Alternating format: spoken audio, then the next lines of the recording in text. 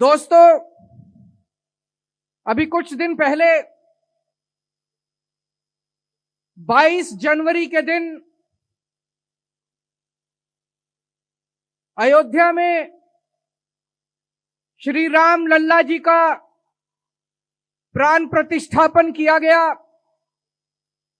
ये पूरे देश के लिए, पूरे विश्व के लिए एक बेहद गर्व की, खुशी की और बधाई की बात थी। चारों तरफ लोगों ने खूब उत्सव मनाया। एक तरफ जहां हमें श्री रामचंद्र जी की भक्ति करनी है, दूसरी तरफ हमें उनके जीवन से प्रेरणा लेकर उनके संदेश को अपने जीवन में ढालने की कोशिश करनी है। उनका जीवन बेहद प्रेरणादायी है।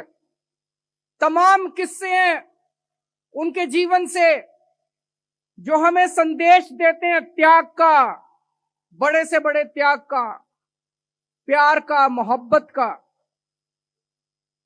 हम सब जानते हैं किस तरह से अपने पिताजी के एक आदेश के ऊपर, अपने पिताजी के कहने पे अपना तमाम राजपाट त्याग करके वो वनवास चले गए।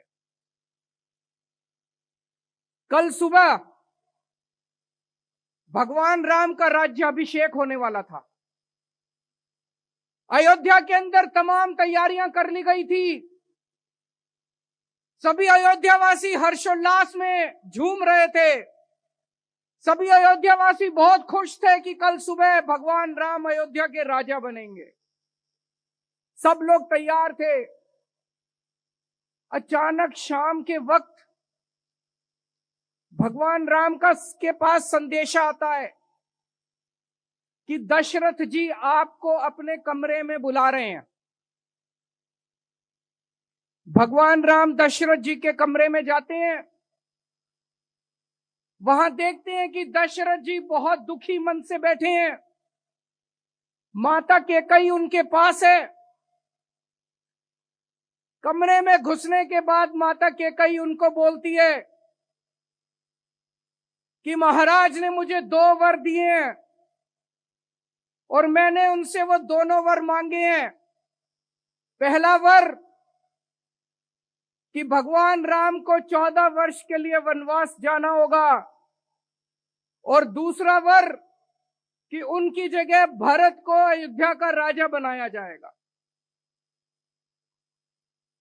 मैं सोच रहा था कि अगर आज का परिप्रेक्ष्य होता, आज का माहौल होता, पूरे अयोध्यावासी भगवान राम के साथ थे, पूरे अयोध्यावासी भगवान राम को प्यार करते थे।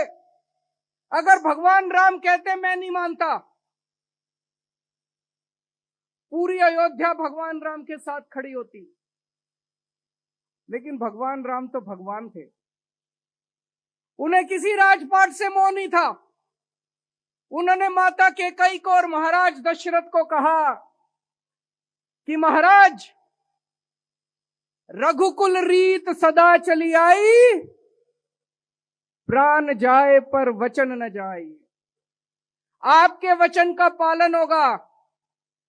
उन्होंने 2 मिनट के अंदर निर्णय लिया कि वो राजपाट नहीं संभालेंगे और 14 वर्ष के लिए वनवास जाएंगे, बिना किसी गम के, बिना किसी दुख के, चेहरे पर मुस्कान के साथ भगवान ने उनसे विदा ली और खुशी खुशी 14 वर्ष वनवास के लिए चले गए। इससे हमें सीख मिलती है कि अपने माँ बाप की आज्ञा का पालन करना चाहिए।